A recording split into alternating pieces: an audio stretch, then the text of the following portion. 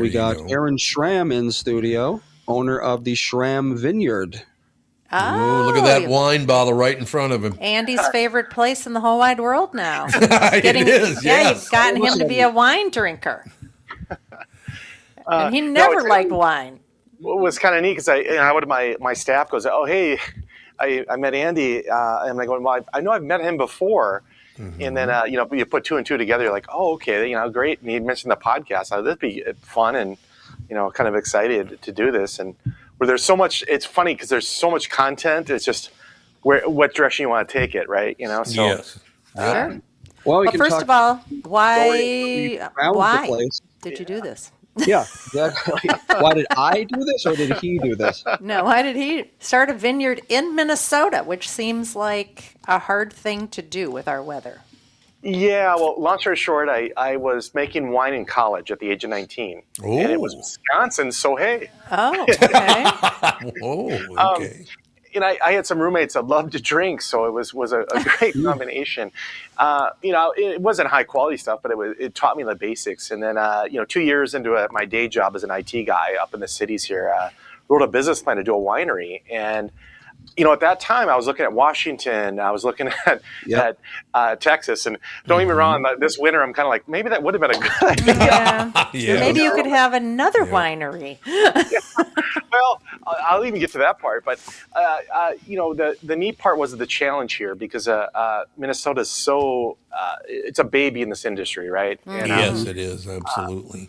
But the university has what I would call one of the premier grape growing for cold climate in the entire world, actually. And so I found that fascinating. And I'll like anything, I'm a little bit of a pioneer and love a challenge. So I thought, Minnesota, why not? Right? Isn't there a relatively famous grape that Minnesota is like the birthplace of? Yeah, I mean, there's a couple of them actually. And so for right now, like for me as a grape grower as well, the Marquette. Marquette is phenomenal. Mm-hmm. It's a phenomenal grape. It's tough to grow, but it makes exceptional wine and can sustain 30 below zero, right? Yeah, I was going to ask, do grapevines die in the winter?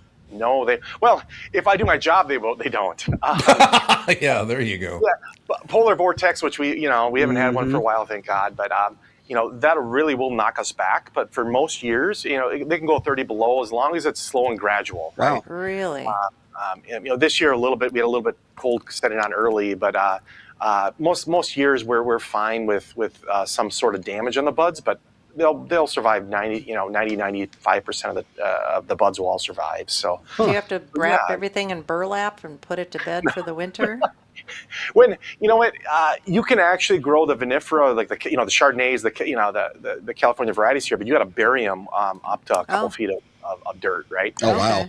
You can do it, and then in the spring you got to bring them back up. You can make how much work that would be. Having 10,000 vines. Yeah, not worth it. No.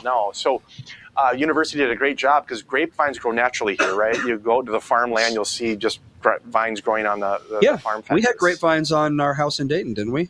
They didn't. I never saw a grape. No. Never saw one grape. I think if there were any baby grapes, then the birds were eating them because they were very invasive. I was constantly cutting them back and swearing at them. But they survived the winter, right? And so, sure do. The university then crossbred, grape, wine producing grapes with native grapes, and once you know it, they survive.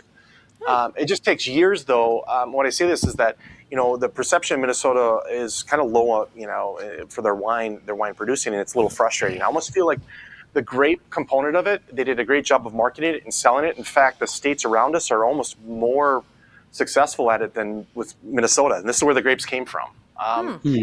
And you ask why? Well, I think a lot of our marketing dollars went towards just marketing the grape and not so much the wine, right? Oh, that makes sense. And then a lot of the early pioneers, they were just learning, like if, California had some bad wine in the 50s and 60s. It wasn't like, they became a powerhouse overnight, right? Right. No, that's true. It took them quite a while to figure out how to grow the grapes there, as well as then make, the wine good enough and then get the marketing and the power behind it.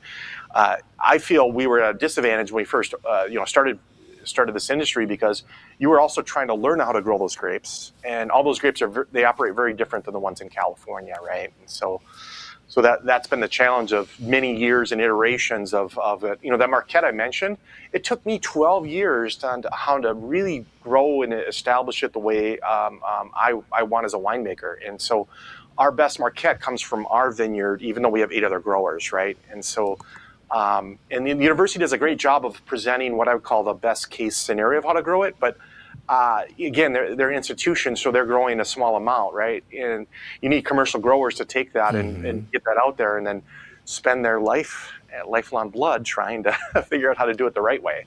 We got a listener texted in, wanted to know if you were making toilet wine in college. No, I'm not making toilet wine. No, and what I would tell somebody right now no, it's bathtub wine. That's bathtub wine, yeah. More sanitary that way.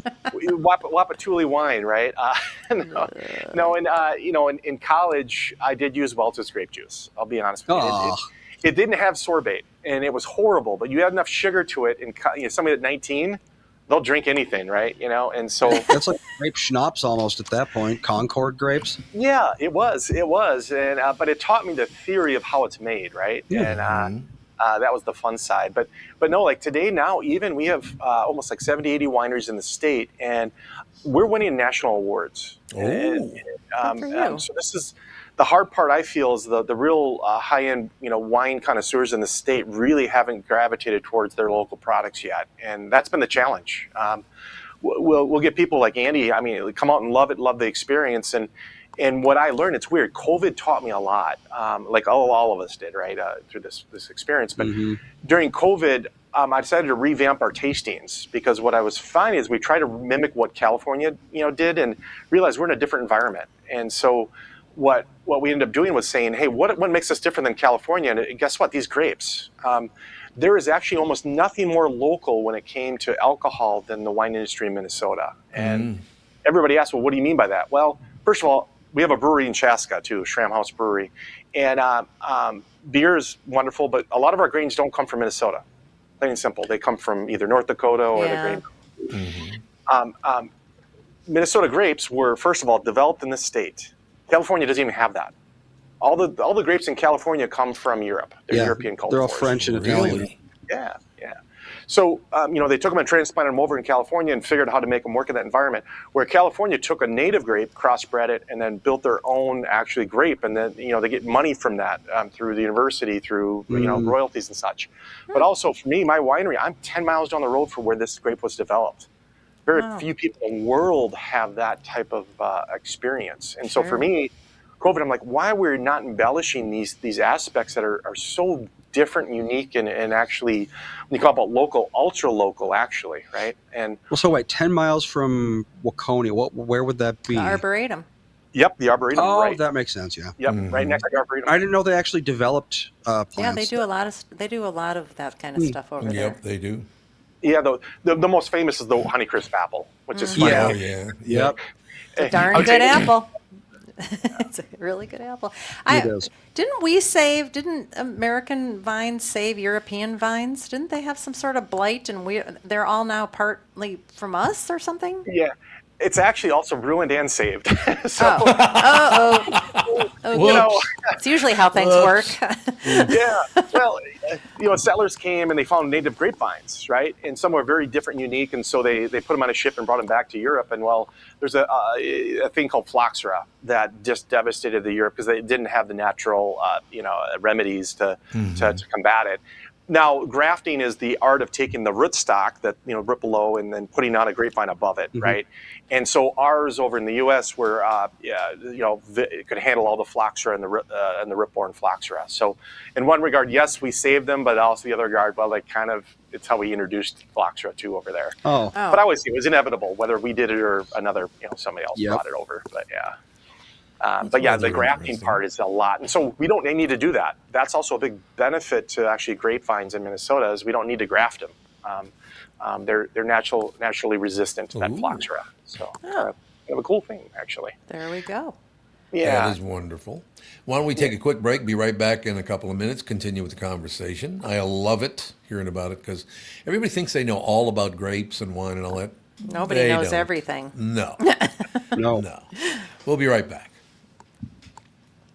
Michael Bryant. Michael, what's up? Dealing with another case where a person gave a statement to the adjuster because they thought the person was really friendly. Is that a good idea? Well, the problem is they know the law when they call you up. And while you're trying to be fair and you're trying to get help, the reality is there are questions you get asked that the way you answer them make a big difference. And people put themselves in trouble. And when they aren't in trouble, they didn't do anything wrong, but suddenly the adjuster's got a statement that can blow up their case completely. What has caused people to be so untrustworthy, I guess is the best way I could put it? They take advantage. Well, insurance companies have hired adjusters whose job it is to deal with unrepresented people. So they're supposed to kind of lure them in, call them every day, see how they're doing. And people are like, oh, I'm doing pretty good. Where the reality is they've kind of adjusted to their problem that they've got going on. So it's not that they're completely better, but the way they say it gets to be a problem. And that's why having somebody who can explain your rights, represent you, make sure that you understand the law before you give a statement can make a big difference in your case. Michael Bryant, Bradshaw and Bryant.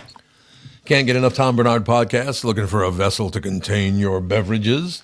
Perhaps a hat or a hoodie to keep you warm in the cold months and looking cool in the warm months. We've even got luggage with our logo on it, so you can show people overseas what they're missing out on. So if any of this sounds like your kind of thing, simply head over to tombernardpodcast.com, click on the merch button, and shop away.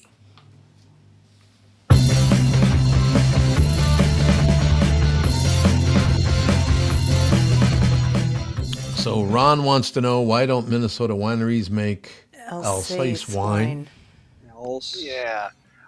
It's one of those where it's a very unique culture. Like, and again, you're probably more familiar with like ports and sherries and a few of those other words. Right. Like Alsace is a little more obscure. But what I would always tell somebody, the grape structure itself, we only had about 6 to 7 really good varieties right now to play from, and although we have the winter and some of the weather for this, the grape structure itself isn't great for that style. Not saying we can't do it; it just makes it a lot more difficult to almost make like an ice style.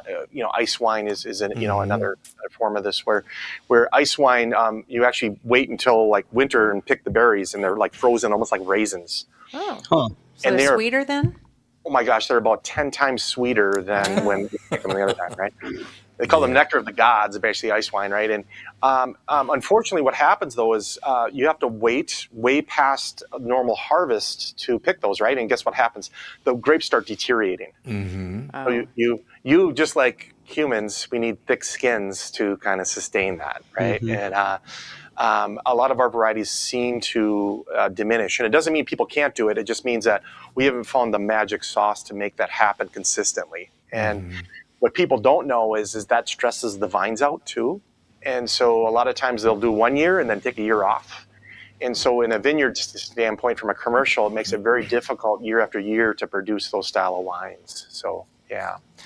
And but not saying it won't happen. It's a, like anything, it's a trial and fail and learn from it too as well. So. Is wine getting bigger and bigger and bigger every year? Because I remember, back being very young in my early 20s, everybody was a beer drinker or a whiskey drinker. I didn't mind beer. I was never a whiskey guy, not real big on that. But I started drinking wine then for several years, and it just following it, what's happened since we're now talking about 30 years here, or maybe even more than that, 40 years probably.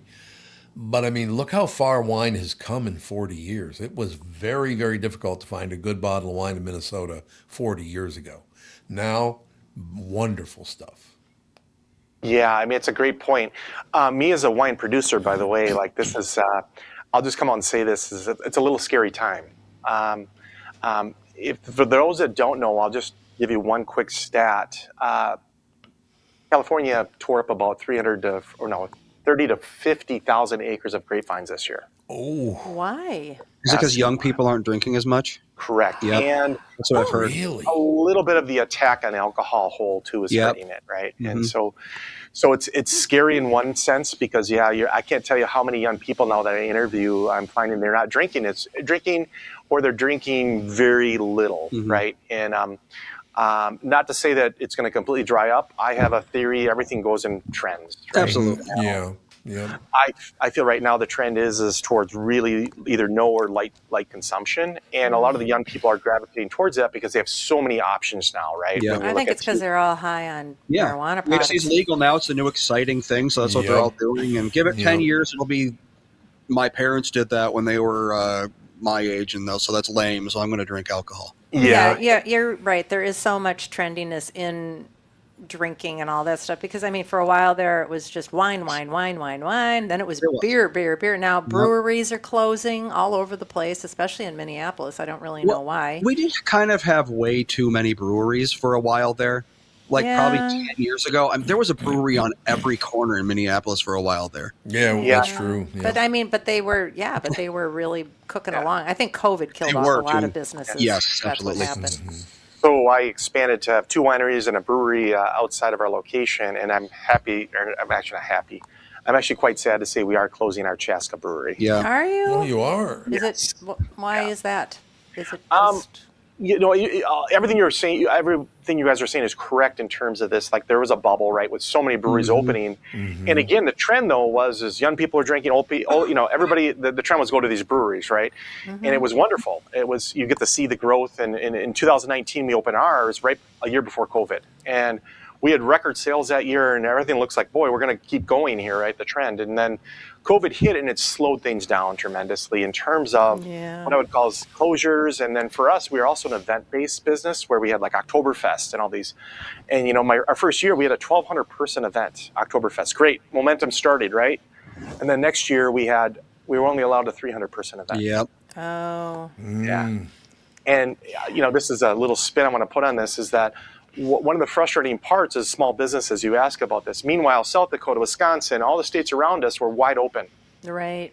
I know. Minnesota closed down for way too long on everything. Yeah, we even had in Chaska what I'd call is a very big, act that we were trying to get in there to do a concert, right? For example. But with the small amount of people, we could not bring them in. And guess what? He was going to South Dakota, all these other states because they were wide open, right? And I couldn't argue with that. He's making a lot of money at these other states. But for us, it was like, boy, we missed some of the entertainment elements during that period. And so for a small business, that's tough, right? It was a make or break. And also, our laws are so restrictive when it comes to our alcohol, which you guys all know that with Sunday sales. You remember all these elements, right? Well, for laws. For me as a brewery, I can't even do a brew pub to have my own wine that I produce, right? I couldn't, I can't even put a full restaurant into this location because of those liquor laws. Oh, that doesn't make sense. Yeah, so, a brewery standpoint, the bubble popped, and next, foot traffic's down, and then you don't have other avenues to get you the additional revenue, and so guess what happens, right? For us, we're going to close our brewery in Chaska at the end of the year, and then bring that production back to our Waconia spot that is profitable, right? So I like this anecdote. Bars in Hudson used to have pics of walls on the walls, thanking him for business during COVID because everyone would go to Wisconsin because they couldn't go anywhere in Minnesota. That's exactly what happened too. Okay, I remember 2022. Melissa's grandpa died, and they all rushed to the hospital, and at first, they eventually did all get to see him, but at first, the hospital was like, well, there's already 2 people up there, and, with COVID restrictions, and they're like, are you kidding me? My grandpa's dying. You're going to let me up. And they did, but they were hesitant to just, let 3 people be in a room with a dying old man. And it's like, I mean, there's the letter of the law, and then there's the spirit of the law, and you really have to understand the difference there. Right. It's true. Yeah. I just don't... Minnesota, so let's say you have some sort of devastating thing and you want to go in a different direction. Can you grow marijuana plants? Will they let you do that? Or is that, there you go. Or do you have to be a friend of Walls to do that? Oh, boy, don't get me started on that. Like everybody jokes with me going, hey, are you going to have marijuana at our Waconia spot? And I'm like, for right now, no. I mean, and don't get me wrong. I sell some THC products at our brewery, but again, if you guys, you know what happened just when they closed the federal component now with they're actually, you're saying, it might be illegal in a year here with THC products even, right, again. Yep. This is such a, it's one of those things where I've tried so much and there's a point where I'm going to focus on what's profitable now, right? And you guys imagine entrepreneurial, and this is the next segment I'd love to chat a little bit too, is just this state sometimes can be so unbusiness friendly towards small businesses. Oh, God, I know. Yep. And it's just frustrating. And I get to speak, I get to do so much public speaking because we have students coming out, and just St. Thomas did a whole thing on my businesses and marketing, so it was great to talk to these young individuals. And I'm getting a harder and harder time trying to show my passion through entrepreneurship to these people.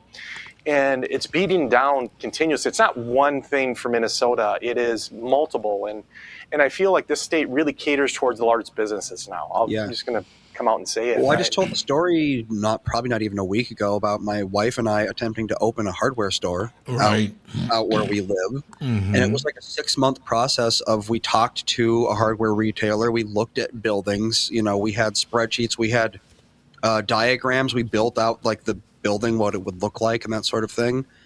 And after all that, the numbers just didn't add up. It was not possible to be profitable. It just literally was not possible. Do you get taxed as a farm sort of way, or do you get taxed a different way, or? Oh, What are they doing to you?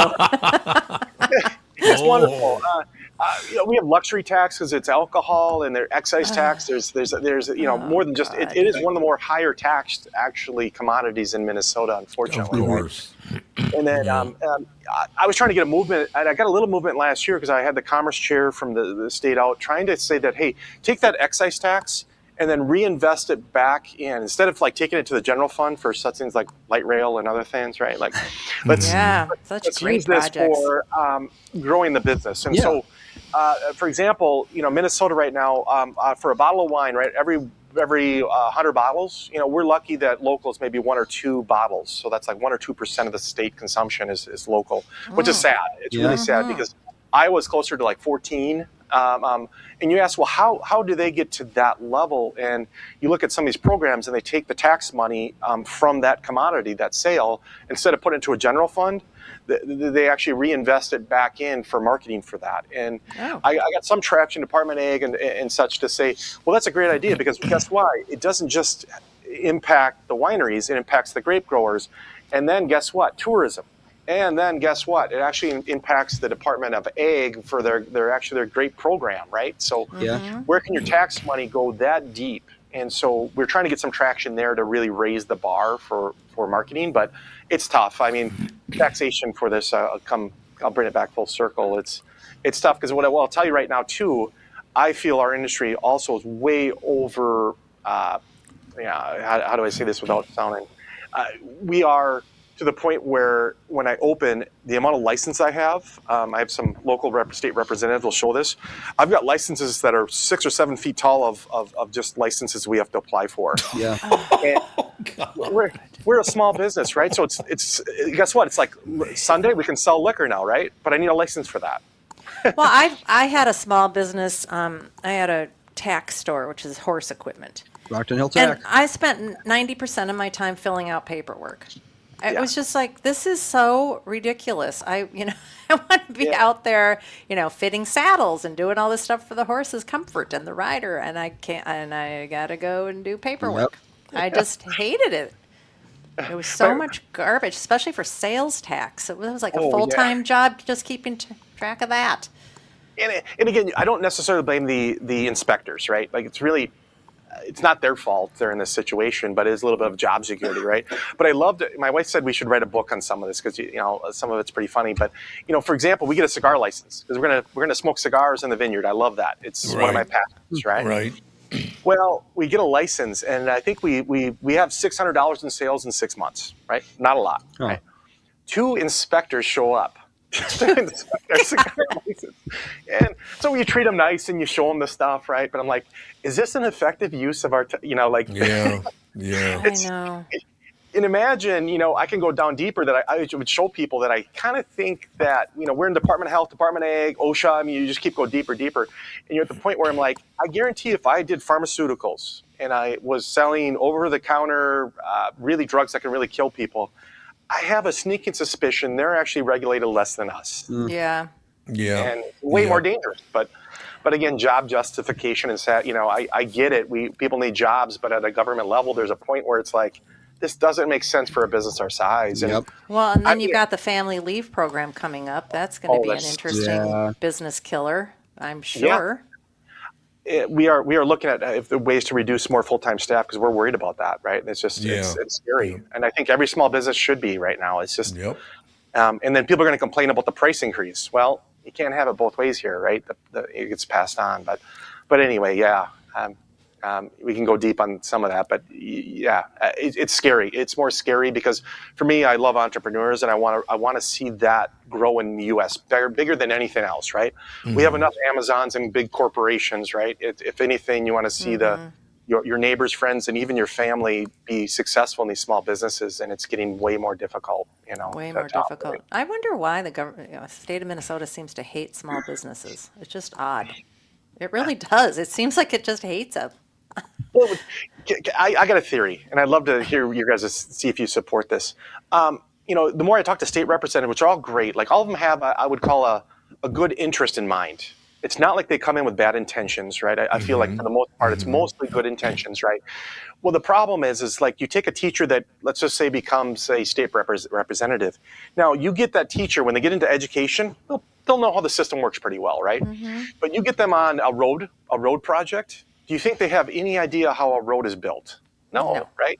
No. So what they do, and it's human nature, is, okay, take the quickest route, and it's using special interest or lobbyists or whatever. That's the way our system works. And in doing so, I feel you don't always get the best ideas out there, or what I would call the long game of some of the strategies, right? And so, so that's, I feel it's getting more complex. The more money you put into it, the more programs you have, and such, or in this case, fraud. We started on that right now. We all know.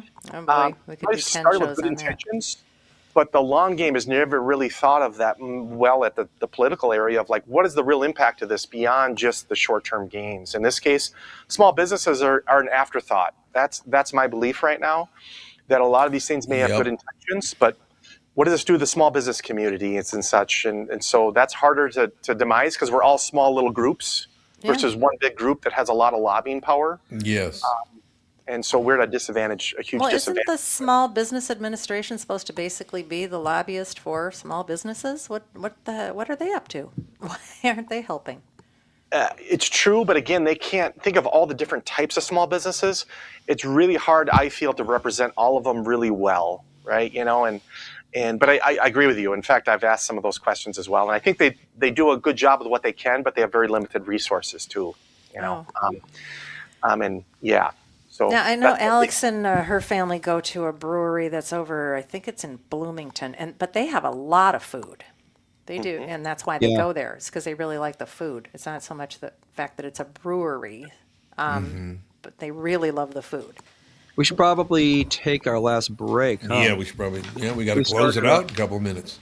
Yeah, we started a little late, but that's not a big deal. No big deal. We'll be right back in a couple of minutes. Wrap things up right after this. Why should your business bank with North American Banking Company? Here's Pete Wolf, owner of Robinson Rubber of Robbinsdale. I partnered with North American Banking Company because I was able to talk to the president, and I know they have my back. They are much easier to talk to than those larger banks. The openness and flexibility has been the best part of banking with North American Banking Company. They understand small to medium businesses. No matter what part of the bank I am working with, North American Banking Company has the latest technology and friendly staff. I would absolutely recommend North American Banking Company to any of my closest colleagues if they want to have peace of mind in their business. So why not bank where I bank, with my friends at North American Banking Company? To learn more about North American Banking Company, go to nabankco.com. That's nabankco.com, or do what I do and stop by any one of their 6 Twin Cities locations. Member FDIC, Equal Housing Lender. You're listening to us, your customers are listening to us, and they'll hear me promote your business. The Tom Bernard Podcast attracts thousands of listeners who are loyal, engaged, and ready to support businesses they trust. Our podcast has helped numerous businesses increase traffic, sales, and brand recognition. We're not just about ads, we're about results. Whether you're a local business or a national brand, we offer custom advertising packages designed to fit your unique needs and goals. Our audience spans multiple demographics, allowing you to target your ideal customers with precision, from millennials to baby boomers and everyone in between. With the broad reach of the show and passionate following, your business will see increased visibility and awareness, translating into more customers and sales.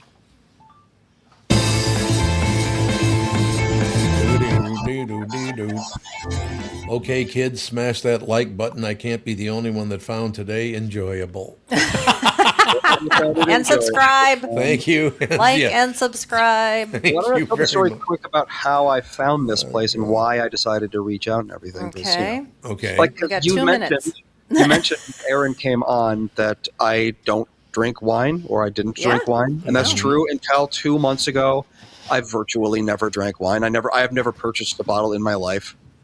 Great. I've been going through some like stomach stuff, Right. and I can't drink beer because it's got gluten in it, and I can't drink spirits because they're too harsh on my stomach. Right. And I was like, I never have liked wine in my life, but you know what? Sure, let's give it a try. And it was my anniversary, Melissa's anniversary on the 13th of October. And we had Melissa's mom come over and watch the kids, and we were like, let's go do something. And she's like, you know what? Let's go to a winery. And I'm like, okay, sure. I've never been to one. Why not? And we picked Schram. So there's 3 major vineyards in Waconia. Oh. One of them what's it called? Something Estate? Sovereign. Sovereign Estate. Yes. Yeah, Sovereign Estate is like the very big one. There was another one, I don't remember the name, but they were having some sort of event. Yeah, Parley Lake. Yep. They were having some sort of like wedding event, so we like scope the place out. And then there was Schram, and it's smaller, which we liked because we didn't want to go to like some overwrought place or anything like that. So we were like, yeah, let's check out Schram. Why not? And we You had a great time. we did tastings, and after it didn't take too long until we were like, this is actually pretty good stuff. And what really helped, so in my email to you, I mentioned it was Mike who was doing the tasting for us. He calls himself Vineyard Mike. I don't actually know his last name, but that's fine. And we were taking an interest in everything because it was like, for a long time when I drink wine, people would be like, oh, where do you get the earthy hints and all that stuff? And I'd be like, grape and alcohol. Those are the flavors. Yeah, there you go. But this time, when I was doing the tasting, I actually did taste like, some of this tastes more like cherry and some of it's more like fruit and that sort of thing. And I found that very interesting. And we ended up having a lot of conversations with Mike about that. And he took an interest in our interest in the wine. And so we stayed, I think we did 3 tastings and we got some food. And we ended up liking it so much that we bought the membership, and now we're members there. It's Very 3 good. bottles of wine a quarter, so it's not like it's a huge commitment or anything. But yeah, 3 months ago, if you had said, "Hey, you want to become a member at a vineyard?" I'd be like, "Hell no!" But I know. I was so surprised when you're like, we're going to a winery. It's like, I know. It's like, what? yeah, no, and I mean, like, it is true that you have a handful of different kinds of wine. What do you, for reds, you probably have like 10 of them or something? Yeah, almost 10 right now. And, Yep. and again, all over the board from Minnesota to, we even have some out-of-state ones too. Like we get people that, I only drink cabs, so Yep, we have exactly. them there too. But Yeah, and like some of the wine, one of my favorites, which I think you're insane for not having in 2026, was the Barrel 4. Yeah. Is there a reason for that? Yeah, I mean, we're a small producer. Like, some of these big guys have like 1,000 different growers through Right. California. So, any given year, and there's one guy, by the way, that they hired to make it consistent year after year after year. Small producers like us don't have that advantage, right? And Yeah. very seasonal and such. So, what we try to do is we have our 4 or 5 that are pretty consistent, and then but we kind of like Barrel 4 changes almost every other year to be slightly different, right? The same style, but the flavors will come through. Some year the cherry will pop like nobody's business, but then the next year, Yeah, not the one I had. Mine was balsamic vinegar and smoke with what I tasted, and I thought it was really good stuff. Yeah. There is a wine. It's like it tastes like it's made of cherries, not grapes. I can't remember what it was. It's up the top of the menu. I forget the name of it. that one I could guess that I'm guessing was it a rosé or was it a red? It was a red. Oh, red. Top of the menu would be the Frontenac, most likely. I'm guessing. I don't remember, but the point is there are actually tons of different flavors out there in the wine. Despite it all looks the same, it all smells very similar, I would say. But I don't know. There's a Well, lot just of look at the land of Chardonnay. I mean, there's horrible absolutely. Chardonnays, there's fabulous Chardonnays, there's Crimson sweet, Pearl. there's That's it. oaky, there's Who is this, that in the there's chat that. there? Yeah. So Who many. is that in the chat there? That's I I wouldn't even know how to pronounce that. I think Saint- that's Scott. Saint Tonhace. Don't Who that is too. It's just great. I think he's an employee of ours. Oh, he's listening. Oh, okay. Good Make job, sure you Scott. There you go. Make sure- Crimson Pearl, Make baby. sure you hit that like button and subscribe. The one who did our second tasting when we came back, I That's think. wonderful. But yeah, the All Crimson right, well- Pearl, super duper cherry-tastic, and it was like, Yeah. Yeah, he's our wine educator, which he's phenomenal at, right? Like he loves this stuff too. And there's so much content for that. Almost, I say that I own a brewery, right?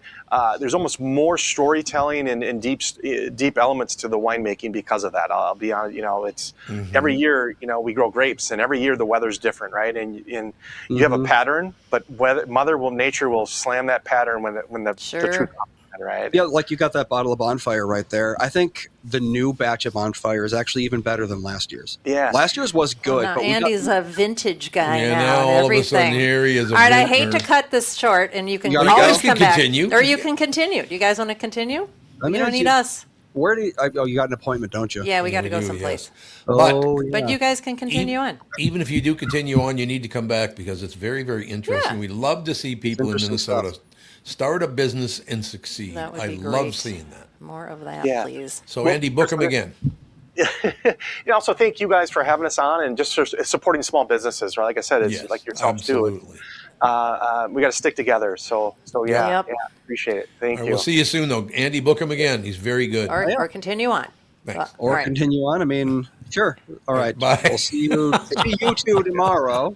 Okay. How do I'll I- knock you off here. Don't worry about it. There we go. All right. Do you have anything else you wanted to talk about? I talked about how we got there, how I got into wine and that sort of thing. Yeah. Yeah. Well, I think the one final I'll do, I'll see him. You're right with a shameless plug. Can I do a shameless plug? Sure.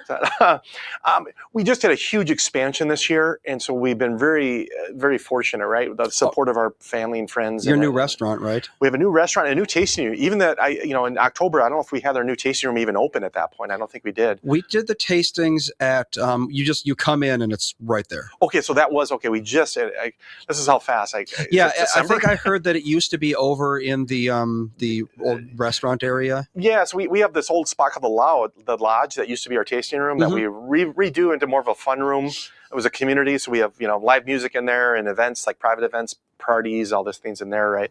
But the new building now we have as the new tasting room that you experience, a new merch area, and a new restaurant called Bonfire and Barrel too. So shameless plug if you haven't, a new restaurant in the area to come out and try that we're really excited about. And really, what I tell somebody is that what makes us different.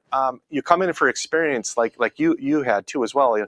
Come for that wine tasting, and you get these really deep stories of Minnesota growing grapes, the challenges and the efforts, and then you get to taste the actual fruit of that, and you'll walk away with a different appreciation of wine. Then this is my dream, right? Is you go do that, and then you go to the next spot. You have a nice, really hearty, fun meal in a group setting.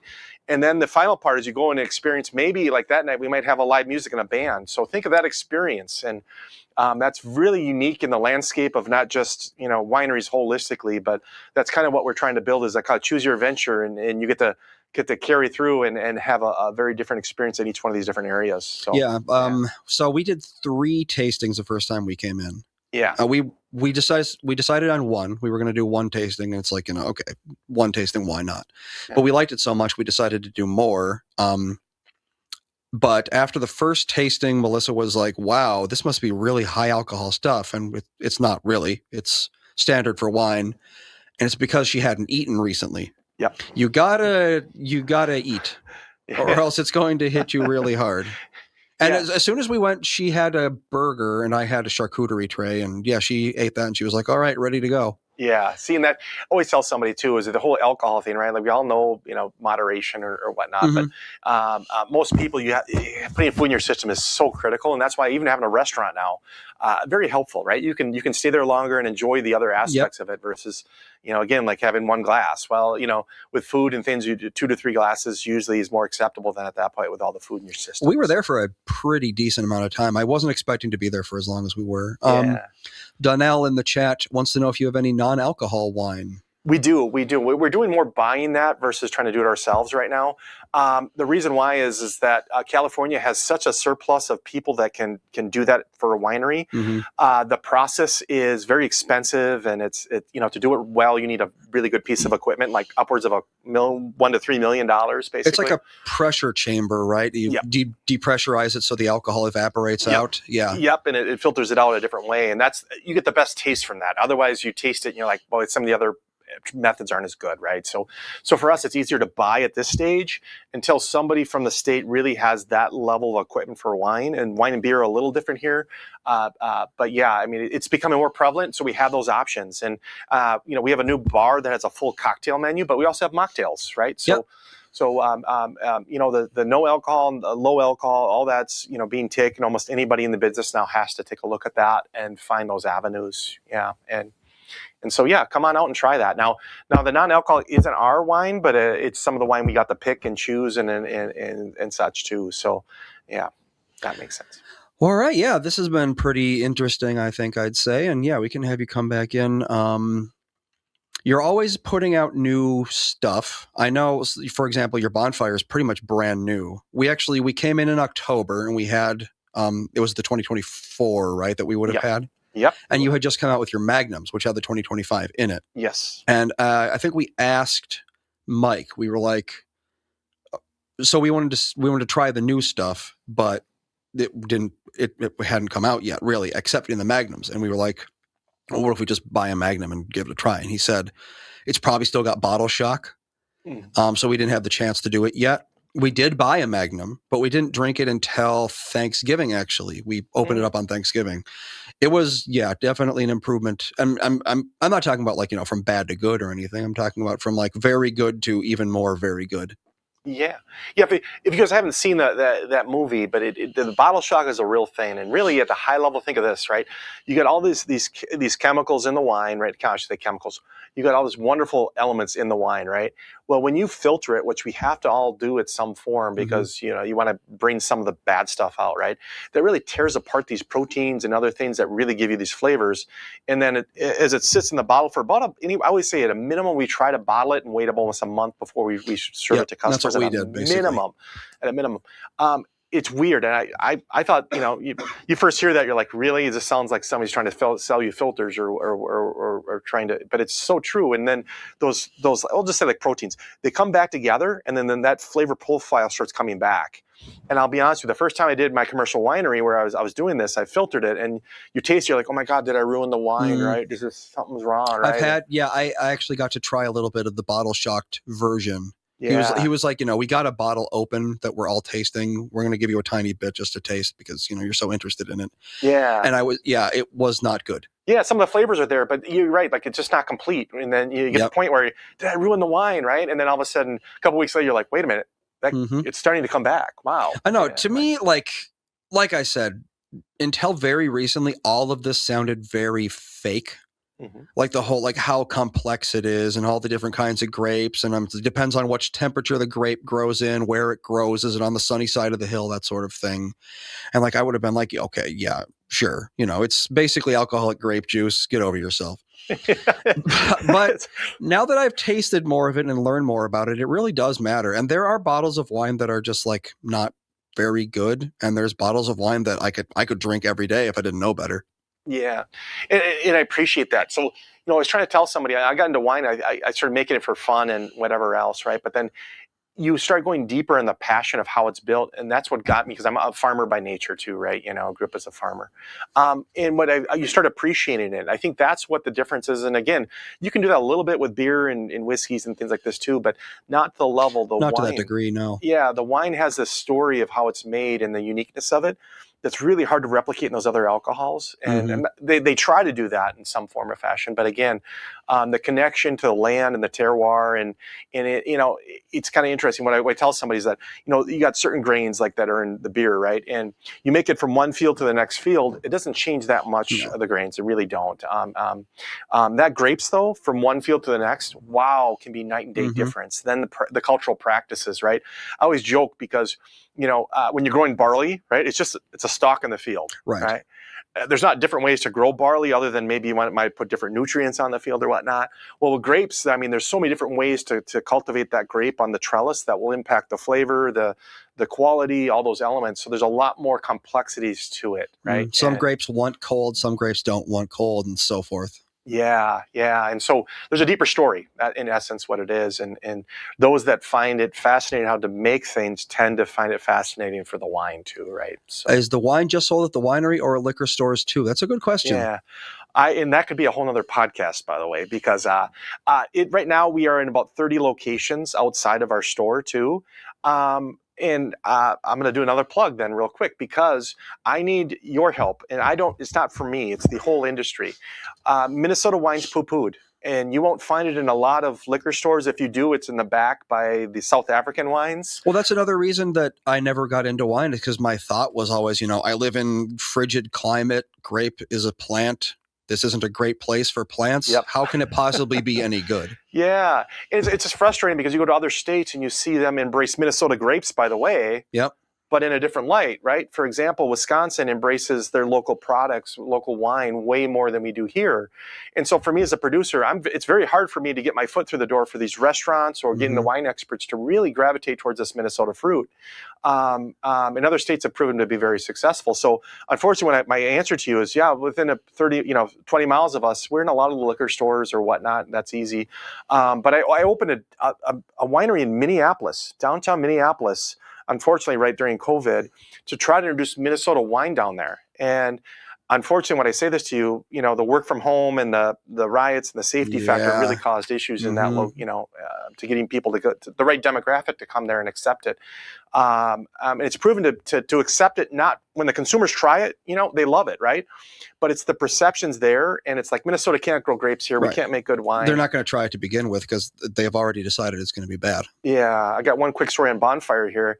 There's a restaurant that I tried to sell the wine to, and I walked in during my lunch hour to try to sell this wine to this restaurant, and the GM wouldn't even try it. He goes, "Nope, it's Minnesota wine." Yeah. I walked away with that with so frustrated. I was so frustrated at that point of, boy, just try it. And if you don't like it, tell me, that's fine. But not even trying it means that his experience was so bad or perception was so bad. Fast forward, a municipality liquor stores in an area called us up once and said, just bring your wine. We got so many consumers asking for it. I don't need to taste it. Oh, right. There you go. What a difference. So I'm trying to tackle it from the other angle. If you want to see Minnesota wine succeed in this industry, which will give you money, revenue, jobs, all the things that, that I think anybody would want in a micro industry, it has to come from the consumers. It's not going to come from the experts. It's not going to come from, some magic, outside of that. So ask for it or try the wines. There's some really good wineries in the state now that have won a lot of awards, but they need your help to grow the industry. Well, and to be fair, Minnesota wine probably wasn't great for a very long time. You go back 30 years, was there any good Minnesota wine 30 years ago? I wouldn't know. I was 8 years old, but still. What it tells somebody, because it's the cultural practices, even if you had a great winemaker, the grapes weren't developed enough yet, right? Yeah. We didn't have the level we have now of expertise of how to grow them, and that's the difference. You can grow barley pretty easily. Yes, you can. It really is. Growing grapes in this environment is tricky, and it takes a lot of time and effort. And so now we have commercial growers that are being very serious about it, right? So very different. And you guys, you can take the best winemaker in the world, but you give them poor grapes, they're not going to produce that good, right? And even California realized California in the 50s, 60s did not have phenomenal wine. No. They were learning on how to grow it and how to make wine. Well, with us, we were at a disadvantage because these grapes grow differently than the California counterparts, right? So if you have that perception, please come on out and try it now. I think you'll be in a different light in some of these bigger wineries in the state. If you're going to try to sell them one, I'm guessing it would be the Bonfire. Yeah. It's a pretty approachable one. It's good, but it's not too overly complex. Thank you. I mean, this is what I tell somebody. I built this wine that has Marquette in it, a local grape, along with Cab. and some other stuff, other varieties at times too. But I built it so that people come to the door and go, well, I love Cab, that's all I drink, right? Well, I can show you this Right. wine and have enough Marquette in there. Like, boy, that's Cab, but that's something different, right? And it worked. And now if I don't have this on my menu, people are going to be ticked at me, right? So it works, but it's also, there's enough Minnesota fruit in that I can introduce you to these styles. And so when I talk about that, like when somebody comes through our doors, which is the best way to introduce Minnesota wine to you, we have to, first of all, change your perception. So many people drink wine and they go, well, it has to be California. It's got to be a Chardonnay. It's got to be Cabernet. Well, we have to untrain that a little bit or have your perception think differently. No, it doesn't. It doesn't all have to be that wine. There's a lot of other varieties out there. And the minute you do that, your perception of what you're drinking will change. And you might like the wine, you might not like the wine, but you're opened up your eyes to new varieties and different tastes and flavors you've never experienced before. And that's a good thing. That's how it worked for me. About. Yeah, absolutely. Yeah. All right. Well, I think that'll do it for today's show. But yeah, we can definitely have you on maybe on a day that Tom and Catherine don't have to jet off to a whatever it is they're doing. But that'll do it for today. Thanks for listening, and we will see you tomorrow. Thank you.